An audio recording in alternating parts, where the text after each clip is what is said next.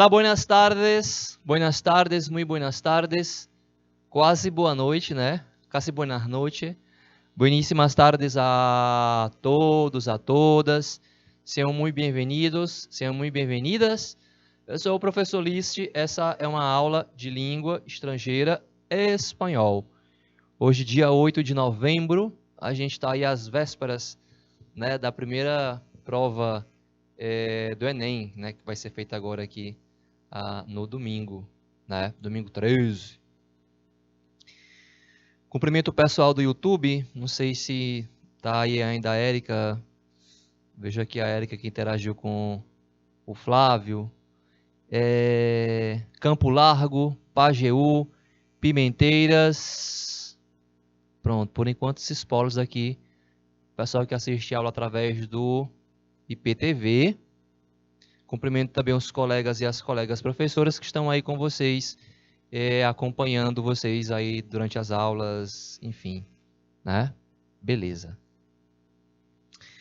Aproveito já para desejar boa sorte para o pessoal que vai fazer o Enem. A minha aula é a última, então geralmente tem um pessoal que tem que ser um pouquinho antes por causa do transporte, então aproveito já o início da aula para desejar boa sorte, paciência, né? Tranquilidade, reveja as coisas antes, um dia antes, né? Caneta preta, transparente, né?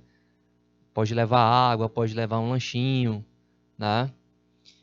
A identidade, uma alimentação leve, né? Você não vai comer uma panelada para fazer uma prova dessa, né? Então procura fazer uma alimentação leve, né? Sei lá, um franguinho, um arroz, uma salada, uma coisa assim, mais tranquila para não dar sono na hora da prova, né? A gente tem que pensar nessas coisas também, porque ajudar o corpo, ajudar o organismo, né? Outra coisa que vale a pena lembrar, eu falei isso semana passada e volto a lembrar, quem vai fazer o Enem, a prova de domingo, ela traz as duas línguas. Vem a prova de inglês e a prova de espanhol, vem juntas. Você só vai responder aquilo que você escolheu.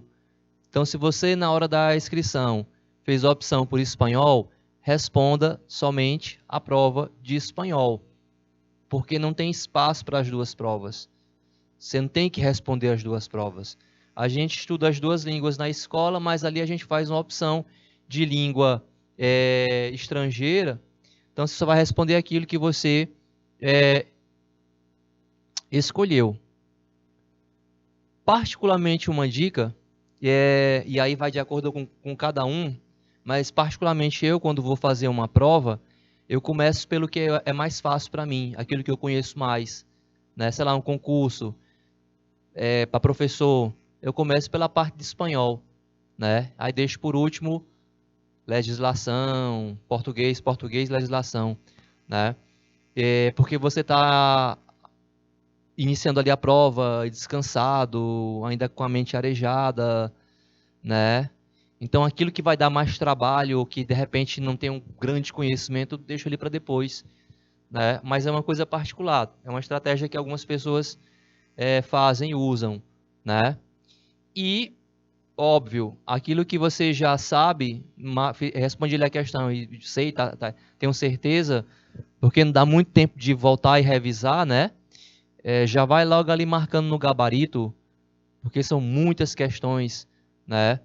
E aí na hora de preencher, para evitar essa confusão, você pode já, aquilo que você viu que realmente tem certeza, vai ali marcando no gabarito para ganhar tempo. Pequenas dicas ali, né, para a prova no dia de domingo, tá? Na aula de hoje, a gente vai revisar algumas coisas pensando em quem vai fazer a prova e também responder algumas questões de interpretação que já foram questões que já foram aplicadas de anos variados, né? É isso. Vamos lá, então.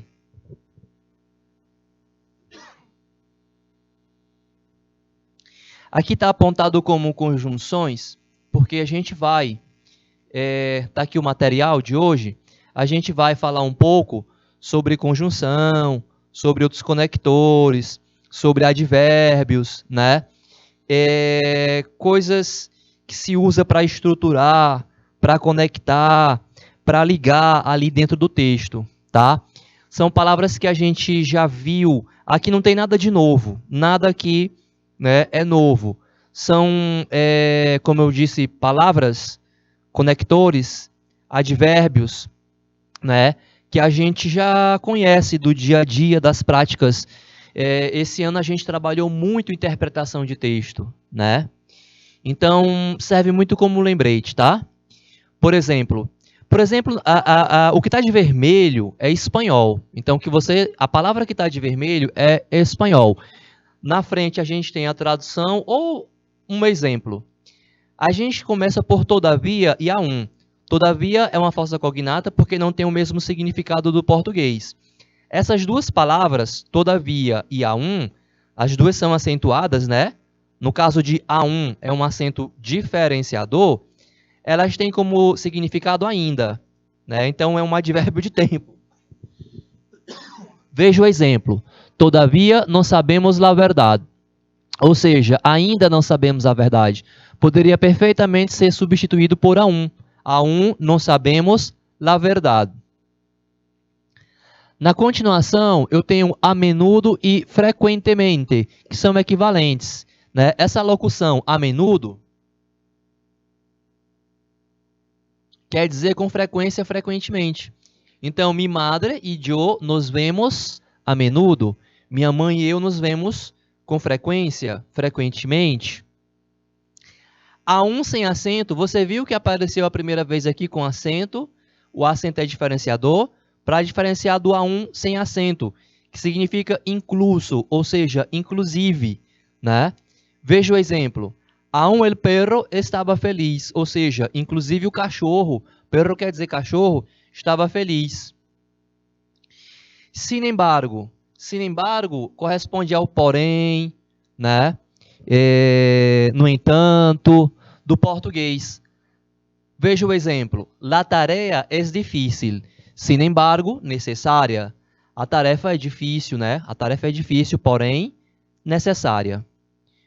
No obstante, equivalente a entretanto. No obstante, as perguntas mais complexas requerem mais tempo. Entretanto, né?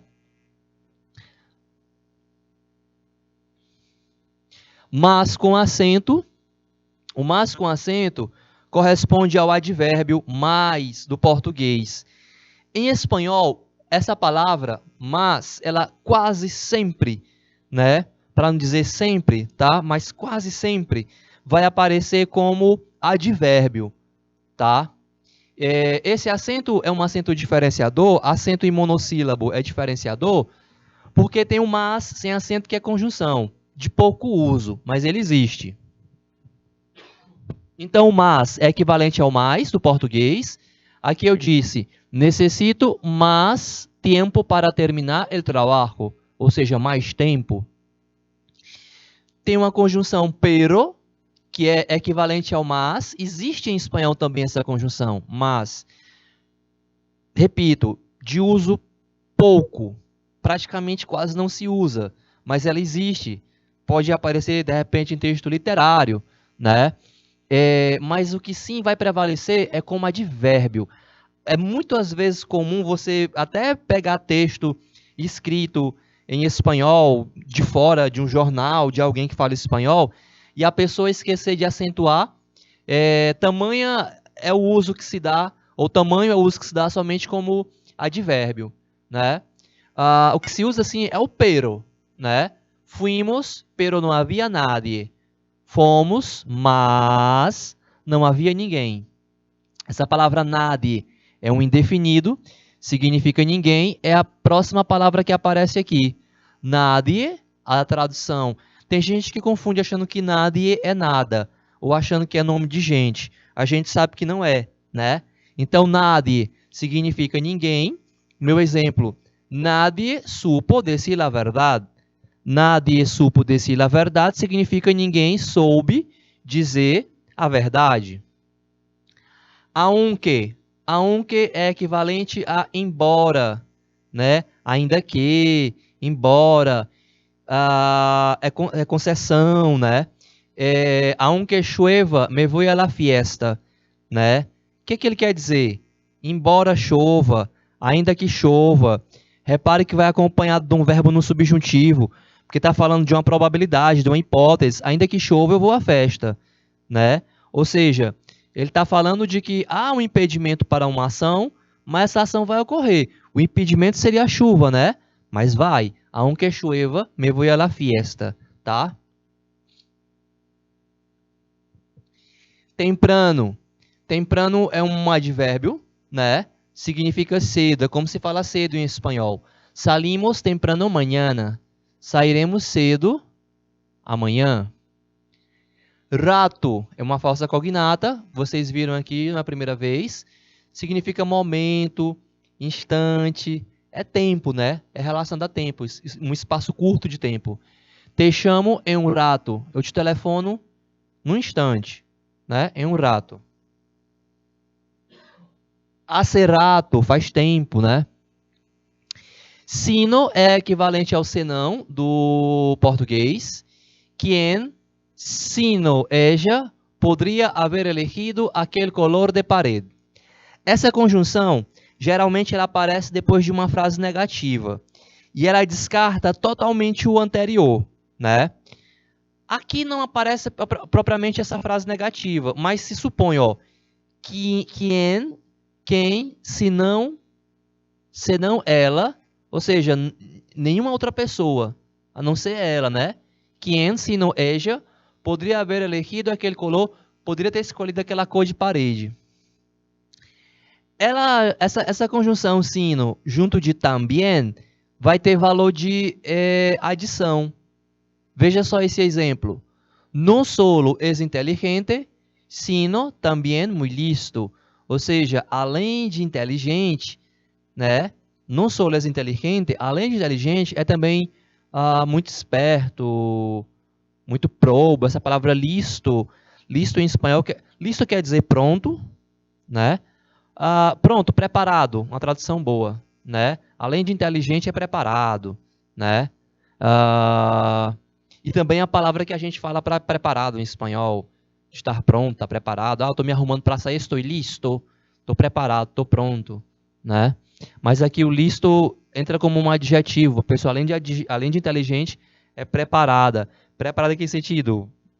Para a vida, ligado, ok. É um elogiozão chamar alguém de listo, lista, né? Nesse sentido. Solo, sem acento, significa sem companhia, sozinho, né? Eu me encontrava solo em casa. E tem um outro solo com acento que tem significado equivalente a solamente. Solamente quer dizer somente. Então, ó, solo tu puedes ajudar-nos, somente tu, né, podes nos ajudar. Enquanto. Esse enquanto é uma falsa cognata. Da ideia de ação imediata. Assim que, logo que. Quando eu digo, enquanto chegue a casa, te chamo. Eu quero dizer, assim que eu chegar em casa, eu te telefono, né? Te chamo.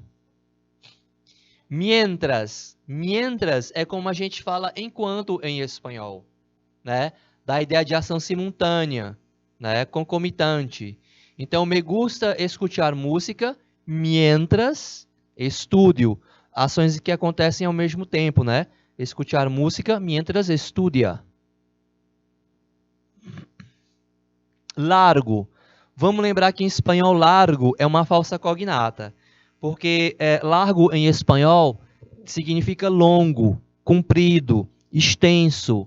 Quando eu digo aqui no exemplo, tienes los pelos muy largos, né? Tens os cabelos muito longos, comprido, tá? Então cuidado porque largo é falsa cognata, quer dizer longo. Largo em espanhol, essa palavra na sequência, ancho, né? Ancho em espanhol é como se fala largo. Esta camisa está muito ancha, não me sirve. Então essa camisa está muito larga, né? Não serve, tá muito larga.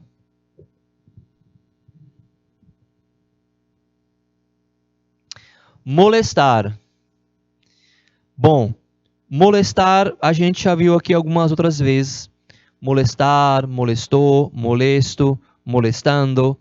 Essa palavra em espanhol não tem nenhuma relação com abuso sexual, importunação sexual, com nada disso. É o que se usa em espanhol para falar de incômodo. Ah, tá me incomodando, me incomodou, é algo incômodo. É essa palavra molestar, né? Me molesta, não me molesta, me molestou, le estou molestando, né? Então, veja o exemplo. Perdone que le moleste, pero que hora tiene? Desculpe o incômodo, né? Que horas são? Tá vendo? Perdone que le moleste, pero que hora tiene? Tá? Outra palavra que eu destaquei também aqui, aqui pensando muito nas possibilidades de conteúdo para texto, né? É a palavra prejuízo, essa última palavra, tá? Vendo que os textos das provas de espanhol geralmente são textos ou textos de atualidade, ou texto de comportamento, política. Quando eu falo política, eu falo em termos geral, não a partidária, né? A gente saiu do pico do ápice aí da pandemia, então, por que não alguns textos relacionados ou que falem do período, né? Não sei. Pode ter também charge, tirinha, que envolva esse período, né? Então aqui eu trouxe a palavra prejuízo, que significa preconceito, né? Essa prova também ela traz temas, né, nesse sentido de combate a toda forma de preconceito, né? Então tem a palavra prejuízo. Essa palavra é composta pelo prefixo pre, e a outra palavra é juízo, que significa julgamento, né? Aí, juízo. Juízo é um julgamento. Então, prejuízo, um pré-julgamento, um preconceito. Juan é um prejuicioso. Usei uma derivação, né? Prejuicioso, um preconceituoso, né? Prejuicioso.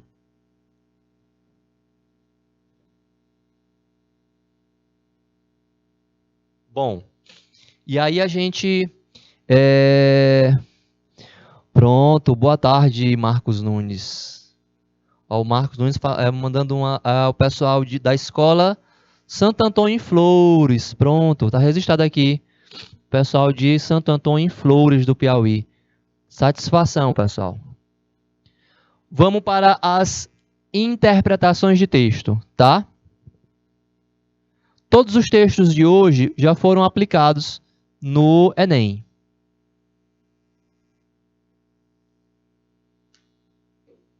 Olhe, quem acompanha a aula aqui já há bastante tempo, ou, enfim, recentemente, não sei, quem já assistiu a aula comigo, sabe que eu inicio a interpretação pela questão. Aqui eu trouxe o texto 1, né? Ele tem duas partes. Ele está grandão assim porque a gente aumentou o tamanho das letras. Não sei se você reparou, mas a gente tem aumentado o tamanho das letras para ficar um pouco mais confortável para vocês, tá? Mas a questão é essa aqui. Uma coisa muito importante é você entender que não é momento agora de escolher resposta. A gente não escolhe resposta agora, porque não tem sentido. Nós ainda não fizemos a leitura do texto, então eu não posso escolher resposta agora. Por que você está lendo o texto antes? Ou a questão antes? Porque a questão vai estar em português. A questão sempre está em português. Então, eu já vou para o texto tendo uma ideia, né, de qual é o assunto. Esse ter uma ideia de qual é o assunto já me traz automaticamente na cabeça, né, possíveis vocabulários. Eu já entro no contexto, né? Então, veja só. Questão 1 diz assim: o texto apresenta informações sobre um futuro trabalho de escavação de um sítio arqueológico peruano. O texto apresenta informações sobre um futuro trabalho de escavação, de um sítio arqueológico peruano.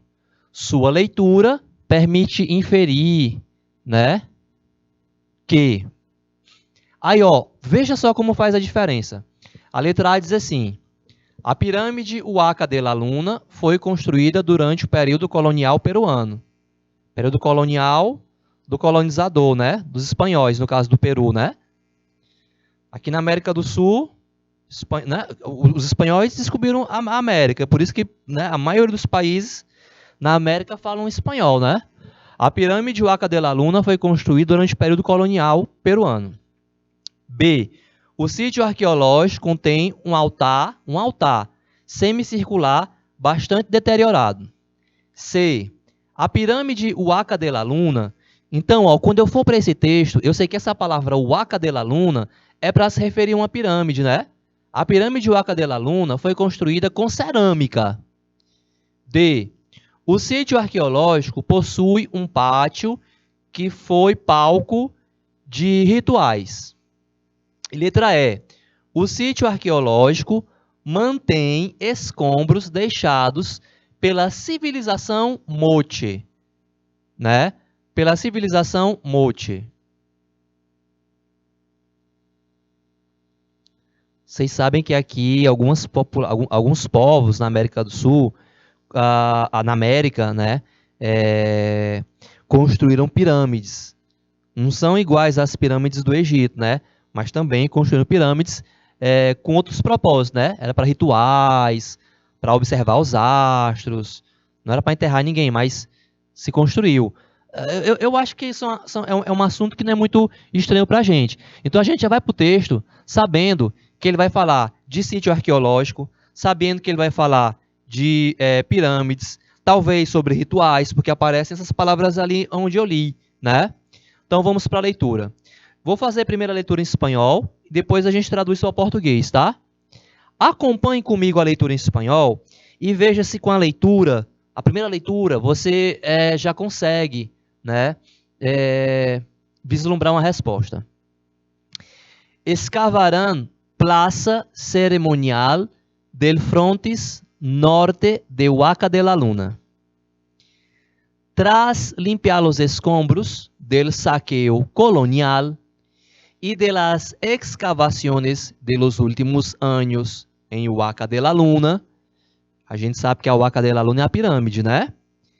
Este año se intervendrá en la plaza ceremonial del frontis norte, en donde se ubica la gran fachada del sitio arqueológico ubicado en Trujillo, La Libertad. Informaron hoy fuentes culturales. Después de varias semanas de trabajo, el material fue sacado del sitio arqueológico para poder apreciar mejor la extensión y forma del patio, que según las investigaciones sirvió hace unos 1500 años, né, como escenario de extraños rituales. Essa é a primeira parte do texto. El codirector del proyecto arqueológico Huacas del Sol y la Luna, Ricardo Morales Gamarra, sostuvo que con la zona limpia de escombros, los visitantes conocerán la verdadera proporción de la imponente fachada, tal como la conocieron los moches. Por su parte, el arqueólogo Santiago Uceda, también co-director del proyecto, dijo que las excavaciones se iniciarán este año para determinar qué outros elementos componiam dicha área. Abre aspas. Lembre que quando ele abre aspas no texto, ele vai fazer uma citação, ou vai colocar, no caso aqui, fala de alguém. É a fala do especialista, né? Santiago Uceda. Hace pouco nos surpreendeu encontrar um altar semicircular escalonado. Era algo que não esperávamos. Por lo tanto, es difícil saber qué es lo que aún está escondido en la zona que exploraremos. Ou ainda, né? Señaló Uceda a la agencia andina. La Huaca de la Luna se localiza en el distrito trujillano de Moche. Es una pirámide de adobe adornada em sus murales com impressionantes imagens mitológicas, muitas de ellas em alto relieve. Pronto, já tem ali uma perspectiva de resposta, beleza. Olha, agora a gente vou traduzir, tá? E aí a gente vai logo para a questão, tá bom? Vamos ver.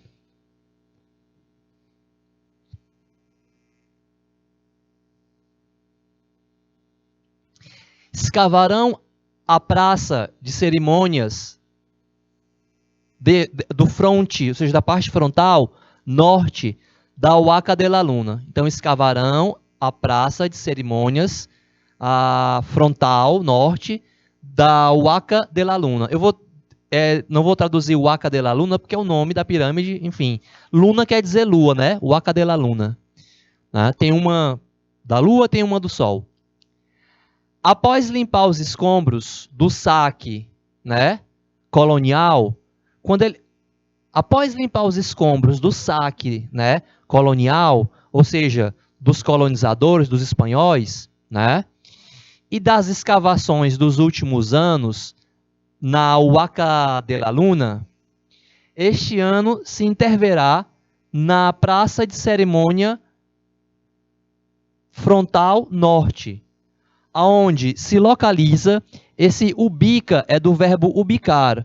A gente já viu por aqui. Ubicar significa localizar, né? Então, aonde se localiza a grande fachada do sítio arqueológico localizado, mais uma vez, né? Ubicado, localizado, em Trujillo, La Libertad. É o nome da localidade. Informaram hoje fontes culturais. Depois de várias semanas de trabalho, o material foi retirado do sítio arqueológico para poder apreciar melhor a extensão e forma do pátio que, segundo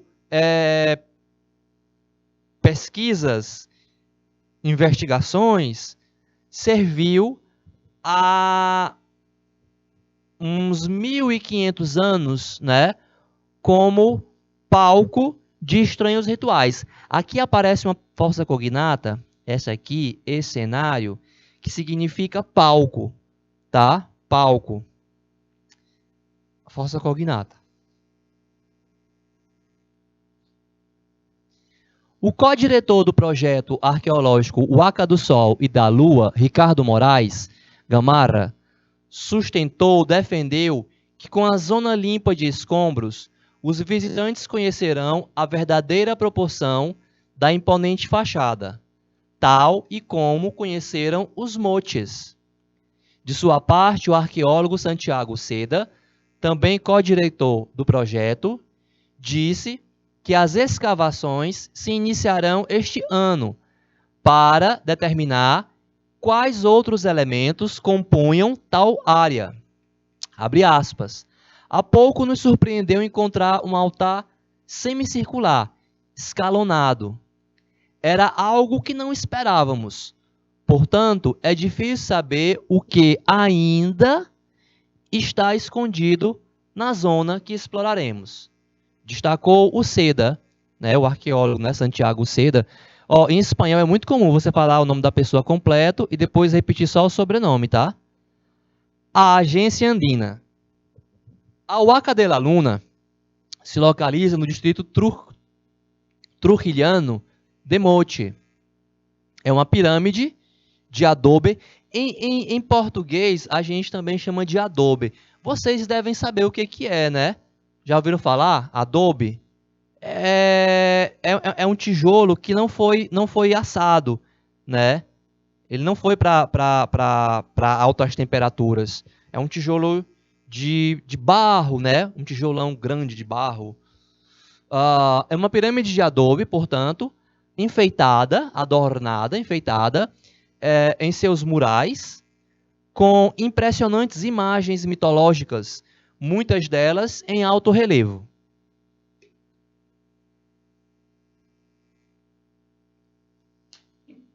Eu vou deixar a questão. Lá no Enem você vai ter a prova e o texto ali com você, né? Aqui a gente está fazendo um pouco mais... se dedicando um pouco mais, porque é uma aula, né? Mas lá com o texto na sua frente você tem como manejar, como, né, administrar melhor o tempo. Mas eu vou deixar então a questão aí 2 minutos para que vocês olhem. A minha dica é, façam por eliminação. Lembre sempre, só tem uma resposta correta e 4 erradas. Fazer por eliminação é procurar erro. É o que eu vou fazer na hora de corrigir, tá? Eu vou mostrar para você o que está de errado, lhe mostrar no texto, né? Então faça por eliminação, tá? Júnior, a gente vai marcar 2 minutos, por favor, Júnior.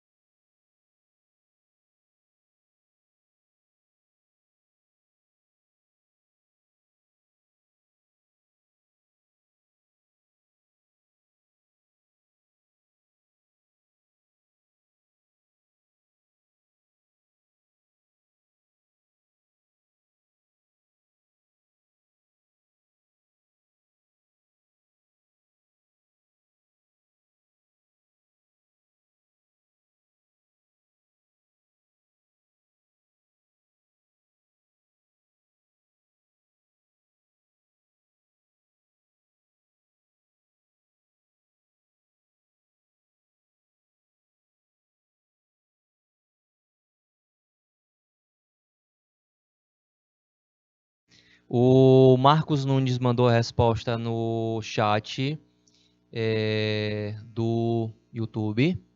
Ele está em Flores, né? Veja, fazer por eliminação, né? O texto apresenta informações sobre um futuro trabalho de escavação, né? Ele fala de uma parte que eles vão começar o trabalho, né?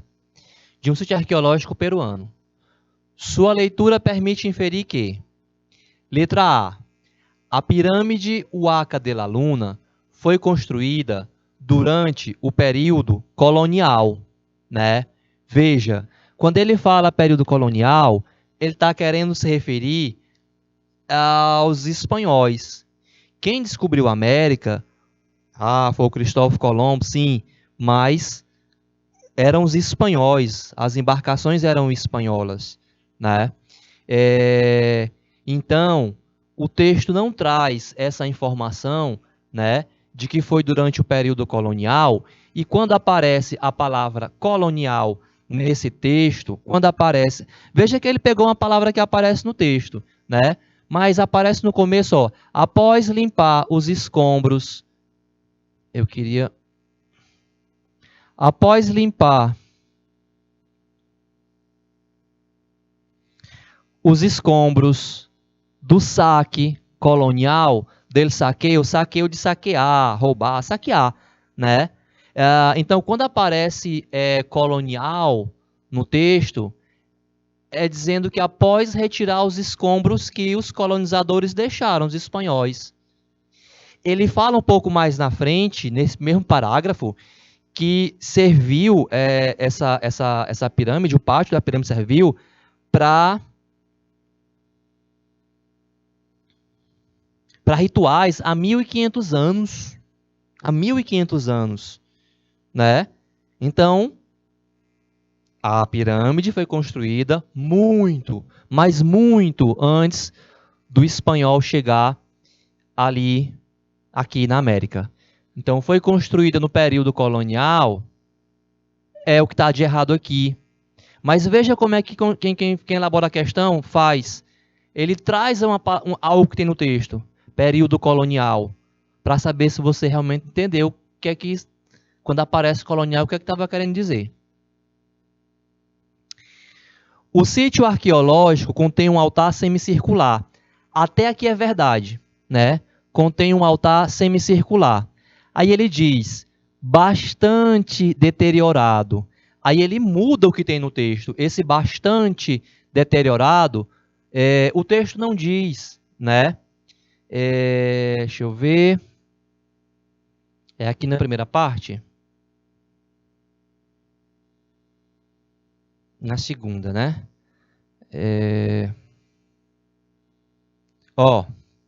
Há pouco nos surpreendeu encontrar um altar semicircular escalonado.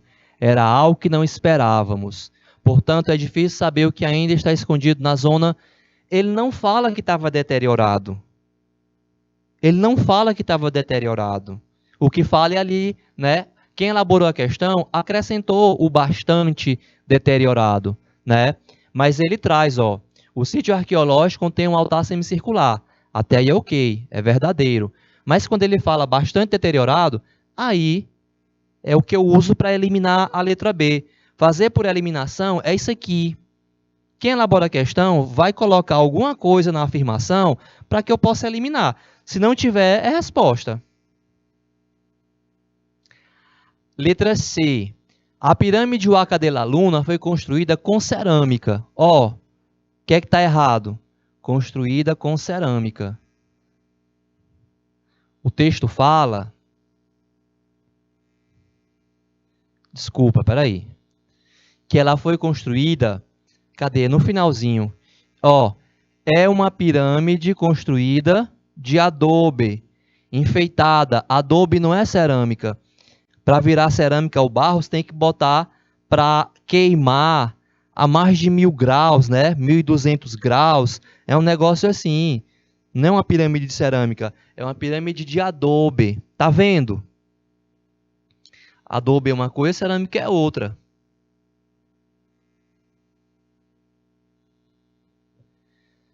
O sítio arqueológico possuía... Não, o sítio arqueológico possui um pátio que foi palco de rituais. E letra E. O sítio arqueológico mantém escombros deixados pela civilização Moche. Escombros deixados pela civilização Moche. Quem deixou escombros foram os colonizadores. Não foi a civilização Moche, porque foram eles que construíram as pirâmides, porque que eles iriam destruir as pirâmides deles, né? Quem destruiu as coisas, quem deixou escombro, foram os colonizadores. Conforme aparece aqui na primeira parte aqui, tá vendo? Né? Não foram os moches. Se você procurar no texto, quando aparece moches, que é a civilização, o povo, né? os que construíram as pirâmides, a civilização, né? Não está atribuído isso a eles. Então, isso aqui é o que me faz eliminar. O sítio arqueológico possui um pátio que foi palco de rituais. Está na primeira parte, né? Do texto. Deixa eu pegar aqui meu marca-texto, vou pegar de cor amarela mesmo, né? Depois de várias semanas de trabalho, né? A partir daqui, o material foi retirado do sítio arqueológico para poder apreciar melhor a extensão e forma do pátio, que segundo investigações, pesquisas, né, serviu há 1.500 anos como palco, cenário, quer dizer palco de estranhos rituais. Está aqui a justificativa da resposta. Quando eu leio, eu digo anos, porque é 1.500 se deduz, né? Anos.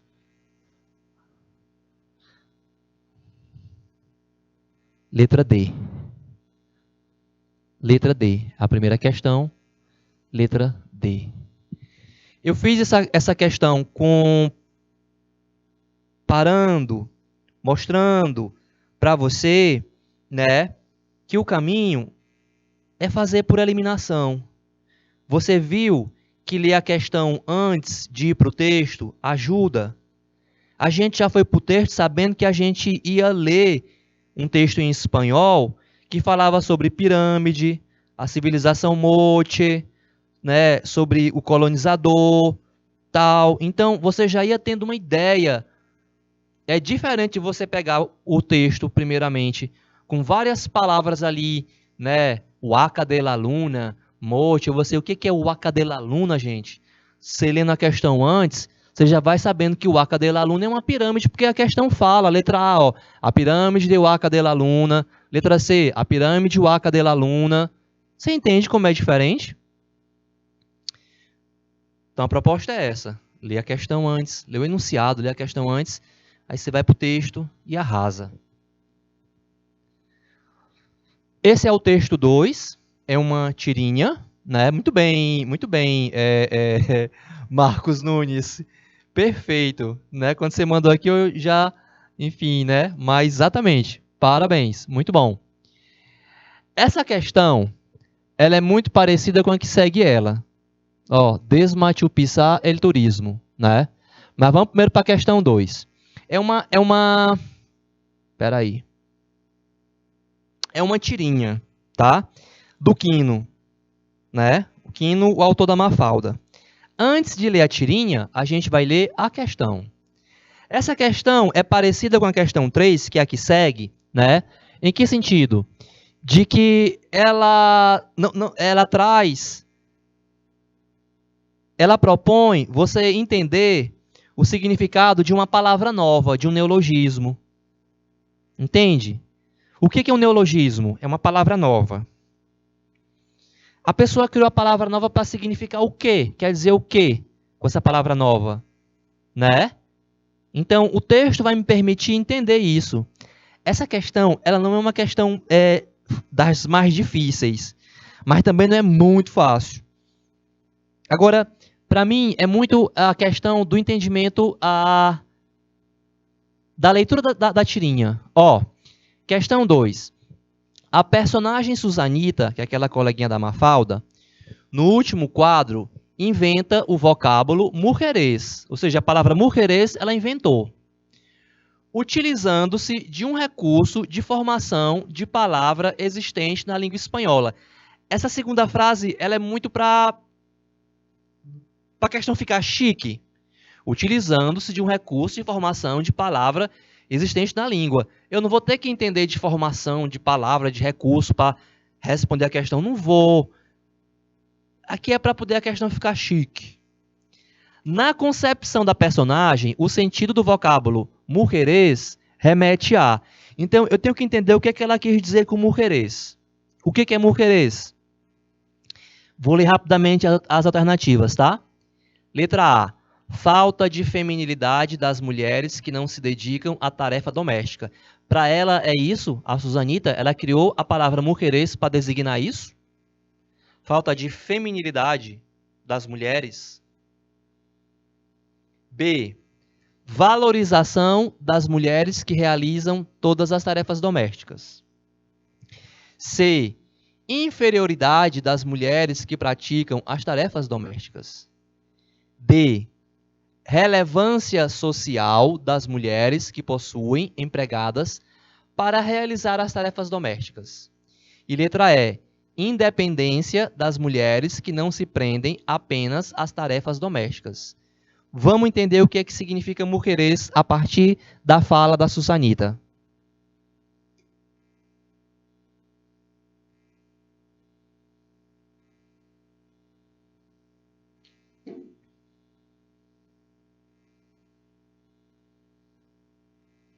Ó, eu nem li o texto. Eu acho que não é hora de mandar resposta aqui. Enfim, eu não sei. A questão já foi feita, né? Ela já foi aplicada, mas, enfim, vamos ler o texto. Vamos lá.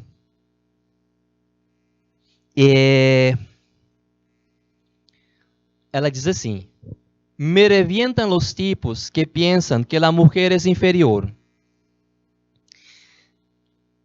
¿Será que más que nada la ven en tareas domésticas?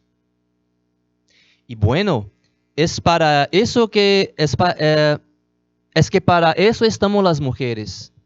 Al fin de cuentas, una mujer que no cocina, que no plancha, que no lava, ni limpia, ni nada de eso es menos mujer. ¿Qué diablos? Ah, según vos, una mujer que tenga cocinera, lavandera, mucama y demás es poco mujer. Momentito. Una cosa es la mujerez y outra el status. Vamos para a tradução. A Susanita, olha, a Susanita, olha que interessante o pensamento dela. Me arrebenta, né? Os sujeitos, os tipos, os caras que pensam que a mulher é inferior. Até aí tá massa, né? Eu fico, né? Me enfurece os sujeitos, os tipos, os caras que pensam que a mulher é inferior. Beleza, né? Aí a Mafalda, ó, completa. Será que, ó, tá vendo, ó? Aqui é o que eu digo. É advérbio, nem colocou o acento. Será que mais que nada havem em tarefas domésticas? É mais ou menos isso. Será que não conseguem vê-las, as mulheres, né? Além das tarefas domésticas, né? A Mafalda continua com o discurso. Aí, a Susanita, olha a fala da Susanita. E bem, é para isso que existimos as mulheres. Quando ela fala, e bueno, es para eso que estamos las mujeres, e bem, mas é para isso que existimos, que as mulheres, que estamos, que existimos as mulheres. Afinal de contas, uma mulher que não cozinha, que não goma, não passa roupa, que não passa roupa, que não lava, nem limpa, nem nada disso, é menos mulher? Que diabos? Tente entender esse balão da Susanita. Olha o que ela fala, né? Contrapõe ao primeiro pensamento dela. Ela diz assim, e bem, mas é para isso que nós mulheres existimos? Para isso o quê? Para isso o quê? As tarefas domésticas que a Mafalda fala.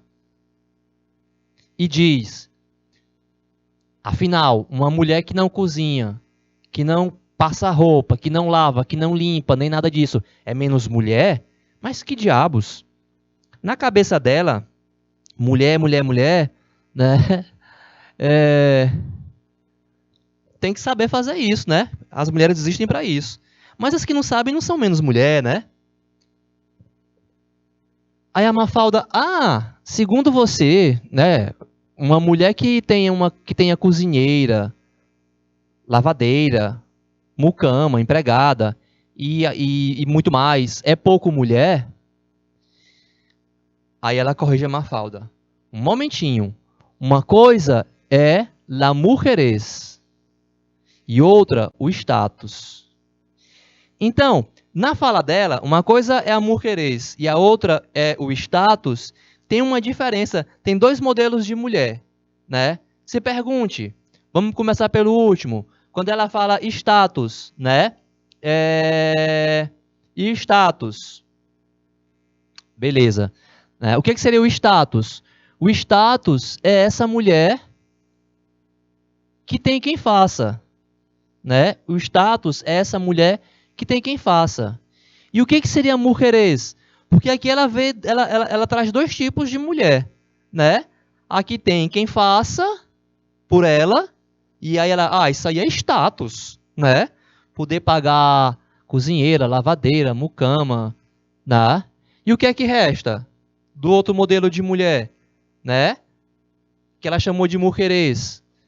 O que é mujeres na cabeça dela?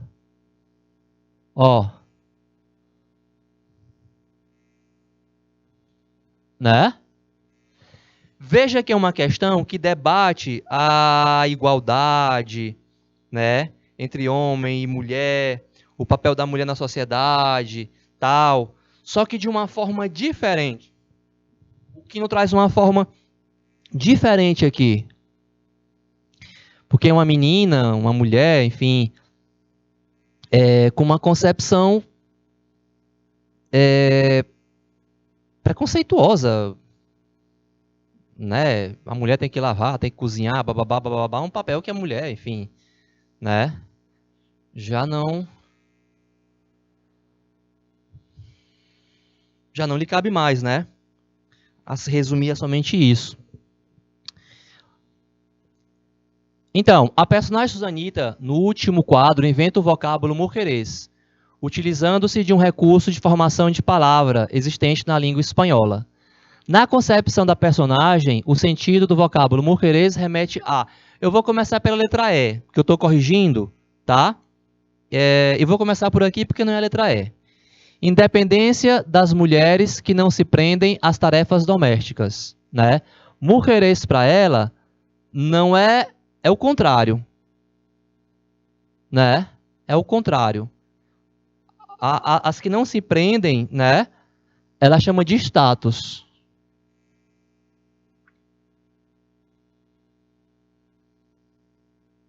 Ela chama de status. D. Relevância social das mulheres que possuem empregados para realizar as tarefas domésticas. Você vê que a letra D é parecida com a letra E? Né? E que essa mulher que realiza as tarefas domésticas, ela classifica como status? Isso aí é status, né? Então, não encaixa no sentido da palavra mujeres. Letra A. A falta de feminilidade das mulheres que não se dedicam. A tirinha, em momento algum, fala de feminilidade, tá? De masculino, feminino, tá falando da mulher, né? E não tem essa questão da feminilidade. Restou a letra B e a letra C. Bom, eu queria que vocês observassem que a letra B e a letra C, elas dizem... Uma é o contrário da outra. Geralmente, quando a gente se depara com essa situação, onde uma alternativa é o contrário da outra, é porque uma das duas é a resposta. Veja o que a letra B diz. Valorização das mulheres que realizam todas as tarefas domésticas. E C. Inferioridade das mulheres que praticam as tarefas domésticas. Aí a gente não deve cair no erro, né, de achar que é a letra C, porque essa palavra ela criou foi para valorizar. Mujeres na cabeça da Susanita, né, é essa mulher que pratica as tarefas domésticas. E ela defende, é engraçado, né? E quem não sabe fazer é pouco mulher, que é isso, né? Então, para ela, mujeres, que seria mais ou menos assim, pô, mulher de verdade, né? Mujeres, tal, né? É a letra B. Valorização das mulheres que realizam todas as tarefas domésticas. Então, mais uma vez, eu só queria observar e destacar aqui nessa questão de que a letra B é o contrário da letra C, e quando você se depara com esse tipo de questão, onde uma alternativa diz o contrário da outra, ali vai estar a sua resposta. E se você tem dúvida, né, a sua dúvida ela tem que ser tirada, né, dentro do texto, como é o caso aqui, né? Ó, e bom, e bem, é para isso que nós mulheres existimos. Afinal de contas, uma mulher que não cozinha, que não lava, que não limpa, que nada disso é menos mulher, né? Uma mulher que não sabe fazer isso, ela não é menos mulher, que diabos, né? Aí a Mafalda, né? Ah, de acordo com você, uma mulher que tenha, sei lá, quem faça, né, cozinheira, blá, blá, blá, blá, isso aqui para a Susanita é um status, né? Mujeres é este modelo aqui da mulher que se dedica às tarefas domésticas, tá? Bom, esse é o terceiro ano da tarde. Deixa eu só registrar que eu fiz esse texto com vocês, porque a próxima semana a gente tem mais. Ah, se bem que próxima semana é um feriado, né?